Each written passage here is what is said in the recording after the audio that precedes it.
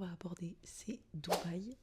Alors, je sais pas si vous savez, mais on est resté bloqué à Dubaï pendant la guerre. En fait, sur mon autre compte, mon compte perso, j'ai fait énormément de vues quand ça s'est passé. Les gens ont adoré que je sois bloquée à Dubaï. Oui, vraiment. Et les gens voulaient qu'on reste bloqué à Dubaï surtout. On était parti pour une semaine de vacances. Et au bout de 3 jours, la guerre entre les États-Unis et l'Iran a été déclarée. Qu'on était censé être à Abu Dhabi le jour où il y avait la guerre. En gros, on Ça devait a aller pété à Abu Dhabi, on devait y être le jour. On devait aller voir la mosquée, aller sur une île à Abu Dhabi. Après, ton frère, il nous a envoyé le message qui a été envoyé du ministère de la Santé. Et ensuite, il y a tout le monde qui a commencé à nous appeler un par un.